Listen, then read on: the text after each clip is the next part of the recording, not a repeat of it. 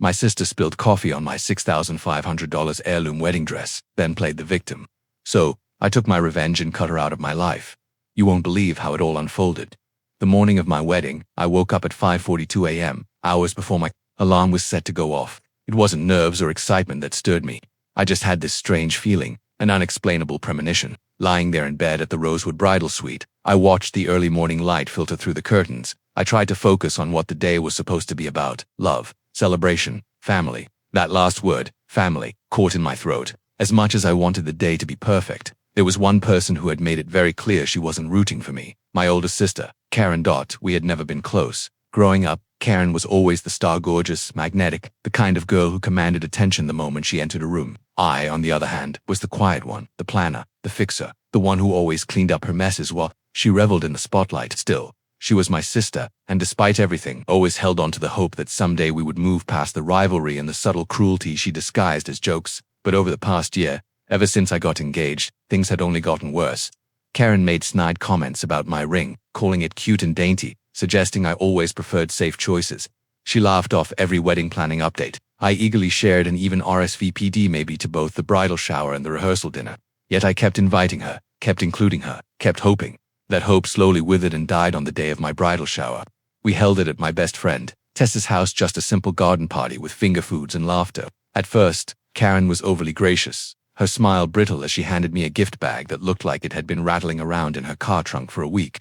Inside, I found a pack of wrinkle-reducing eye masks and an extra-large white satin robe. I wear a size small, and everyone knew it. I awkwardly held up the robe and said, "Oh, thanks, Karen." She sipped her mimosa, her eyes wide with fake innocence, and said, "Well, I figured with the stress weight and all." The room fell silent. I laughed it off, because that's what I had been trained to do with Karen: minimize, redirect, pretend. But something shifted that day. Later, I pulled Tessa aside and quietly asked if she would mind installing a small camera in the bridal suite on the wedding day, just to make sure everything stayed untampered with. It wasn't that I thought Karen would do anything major, but I simply didn't trust her not to. Tessa didn't even hesitate. "Got it, discreet, done," double quotes. So, on the morning of my wedding, as I sat in a white silk robe that actually fit me, sipping lavender tea and letting the hairstylist pin my curls, I reminded myself, "You're prepared. Nothing she does can touch you today." I believed that right up until she walked through the door. "Hello, bride squad." Karen's voice echoed through the suite like a bell you'd never want to hear.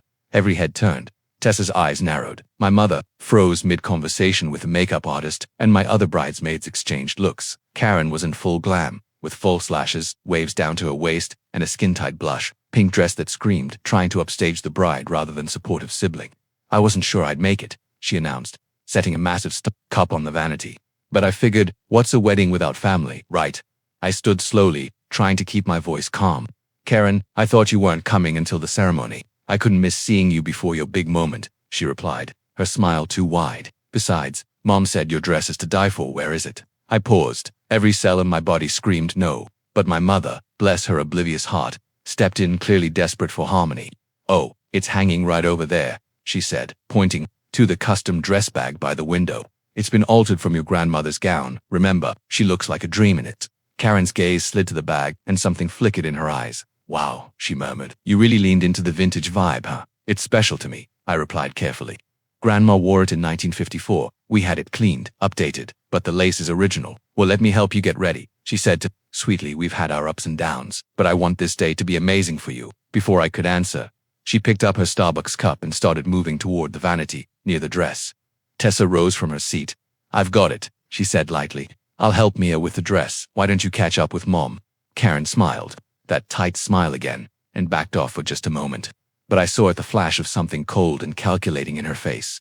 Not hurt, not disappointment. That's when I knew this wasn't over, and sure enough, 10 minutes later, when I stepped into the bathroom for a moment to fix my lipstick, I heard it. Oh my God. A shriek from the bridal suite. I rushed out barefoot. My heart dropped when I saw it. The gown was laid out, partially unzipped with a dark, spreading coffee stain right across the bodice and train. Karen was standing nearby, both hands covering her mouth. "I didn't mean to," she gasped. "My coffee. Someone bumped me." "No one touched you," Tessa said quietly. "I swear it just slipped," Karen insisted, her eyes wide, trembling slightly. I stared at the gown, the dress I had spent months restoring, the last piece of my grandmother I had left, ruined. Or at least that's what Karen thought.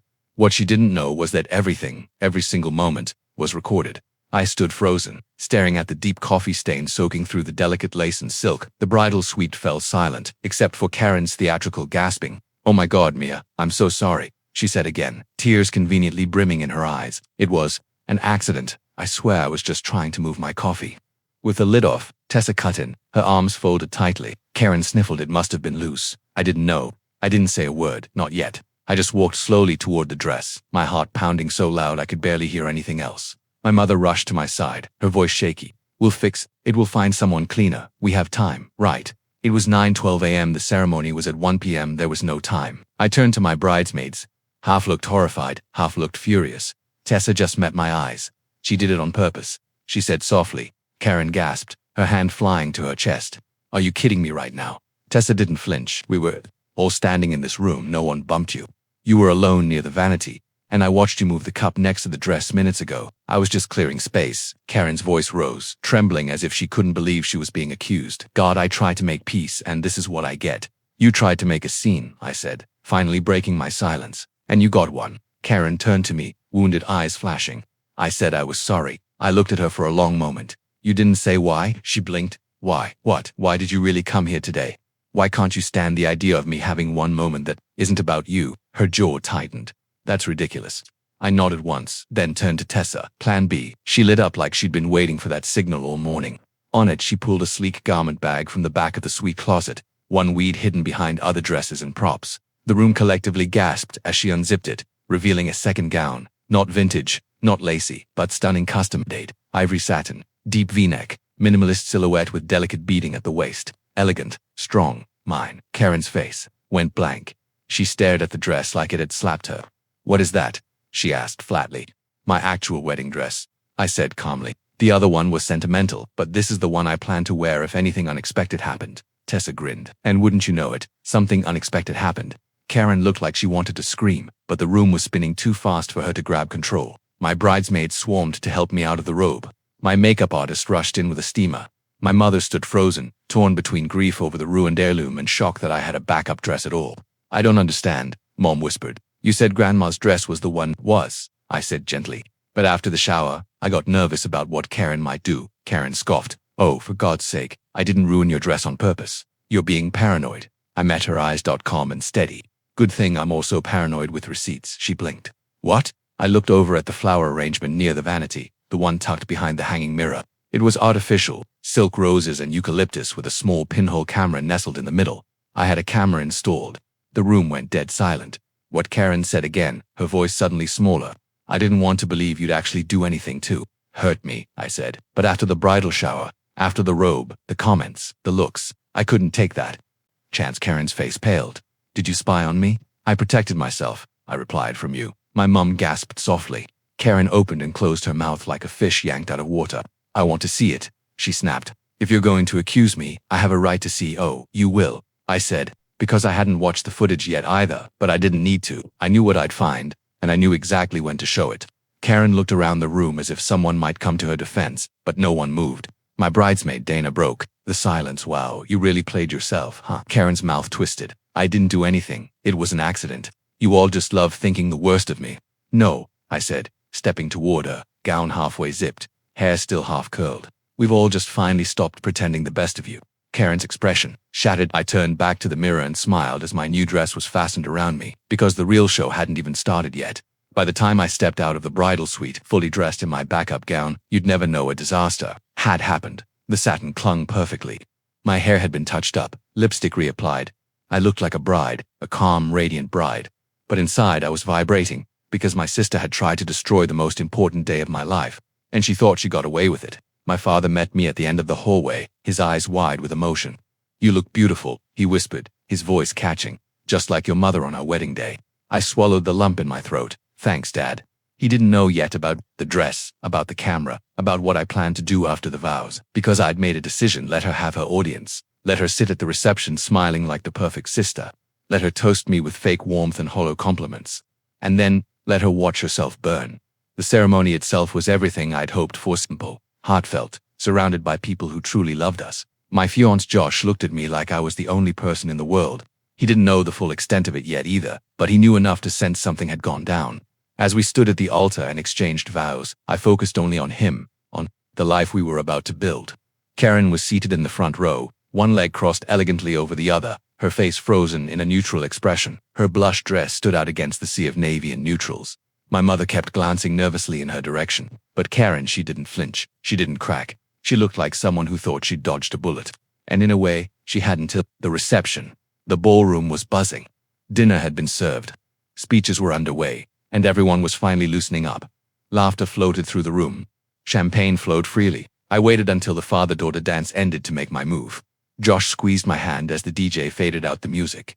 "You ready?" he asked quietly. I nodded. The DJ tapped the mic. "All right, folks. The bride would like to say a few words." I walked to the stage. My heels clicked softly against the polished wood. The chandelier above glowed, casting delicate light on the crowd of friends and family. Smiling up at me, Karen sat near the front, sipping wine, a slight smirk tugging at her lips. I smiled back. Fake meets fake. "Hi everyone," I began, my voice steady. "I want to thank you all for being here on this day. It's been eventful." A few polite chuckles. I smiled again, but this time it was different, sharper. Tessa stood at the side of the stage holding a small remote. "Weddings are complicated. So are families," I said, scanning the crowd slowly. "But one thing I've learned is that when someone shows you who they are, believe them." Karen shifted slightly. "Some of you may not know, but the gown I wore today wasn't the original one I had planned. The original dress my grandmother's was destroyed this morning in what was claimed to be an accident." Gasps and murmurs rippled through the crowd. Karen stiffened. I kept going. "What many don't know is that after a series of incidents leading up to the wedding, I felt the need to protect myself, so I had a small camera installed in the bridal suite." I heard the sharp inhale before I saw her move. Karen stood abruptly. "You've got to be kidding me." I raised my hand. "And since we're all here, and since this is a celebration of truth and love, I thought it would be a perfect time to share what really happened." Tessa hit play. The projector screen flickered to life behind me. The video was timestamped at 8:57 a.m. The bridal suite was empty except for Karen. She looked around, moved toward the vanity, picked up her Starbucks cup, then unscrewed the lid. Gasps rose from the crowd. She glanced toward the door, took one last look at the dress, and tipped the cup forward slowly, letting the coffee drip in a thin line across the bodice. Then, when some of it didn't hit, she bent down and nudged it with her foot. The footage ended with her jumping back and throwing her hands up just as the door opened. Silence, complete, stunned silence. Then, a single Jesus Christ came from somewhere in the back. Karen was frozen. People were turning to stare. My father stood up slowly, his face pale. "I didn't," Karen stammered. "It wasn't like that. You ruined our grandmother's gown," I said, my voice sharp as glass. "You ruined something sacred. Not because of coffee, not because of clumsiness, but because you couldn't stand that this day wasn't about you." "She's lying," Karen cried. "That video doesn't prove anything. It proves everything," I said. And Karen realized in that moment that no one was on her side. Karen stood there like a statue, wine glass trembling in her hand, eyes darting from face to face as the room absorbed the truth. She tried to laugh, just a small, brittle sound, but no one joined her. "Come on," she said, her voice thin. "You really think I'd do that on my sister's wedding day?" No one answered. My father stepped forward, slow and careful, like someone approaching a wounded animal. "Karen," he said quietly, "please tell me that wasn't what it looked like." Karen's eyes shimmered, her lower lip trembled, the performance barely holding. "You think I'd sabotage her?" she said louder now. "That I'd destroy Mom's dress? That I'd do something so evil?" My mom stood beside Dad now, her face pale and unreadable. "I want to believe you didn't," Karen's voice cracked. "I was trying to help. I wanted to be part of the day. I thought, if I got close to the dress, maybe Mia would finally let me." She faltered. "Let you what?" I asked, stepping closer. "Let you back in. You don't earn your way back in by destroying something I loved." Karen blinked rapidly. "You never loved me the way you love your friends, or Josh. You always kept me at arm's length. That's because you always brought a knife with you," I said, my voice barely above a whisper. The crowd murmured again, not loud, just enough to feel like wind against a house of cards. Karen's house was swaying. "I didn't think the camera would catch that much," she said suddenly. The sentence slipped out, soft and unfiltered. Her eyes widened. "Too late." You could feel the collective snap of realization in the room. "Oh my God," my cousin whispered.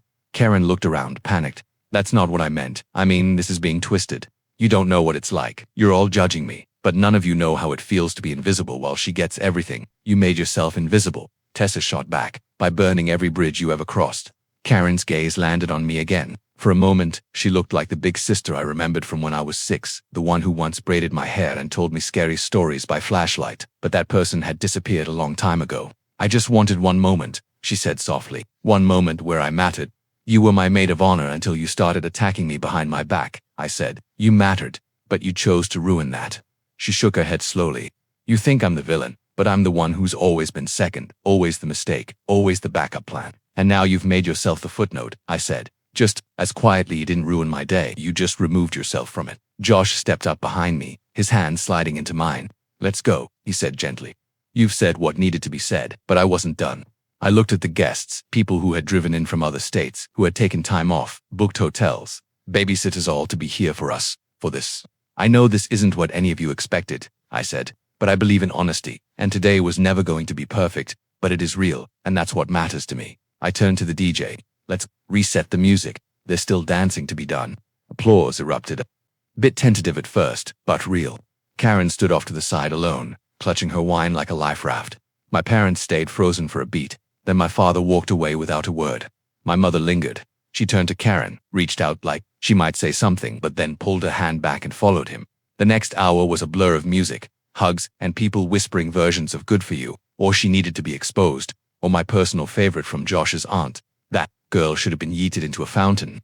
Karen didn't leave right away. She stood by the dessert table for a while, pretending to be too cool to care, but her eyes kept darting toward the dance floor where I was spinning, laughing, living. Eventually, she left without saying goodbye. She didn't even take a slice of cake. Later that night, as Josh and I collapsed into the suite, exhausted and slightly tipsy, he wrapped an arm around me and said, "You handled that like a queen." She thought she was going to upstage me. I murmured, "You outshone her without even trying," he replied. I stared at the ceiling. "Do you think I went too far?" "No," he said without hesitation. "You gave her more grace than she deserved. You didn't humiliate her. You held her accountable." "She'll hate me forever." "She already did," he replied. "Now she just has fewer people to hide it from."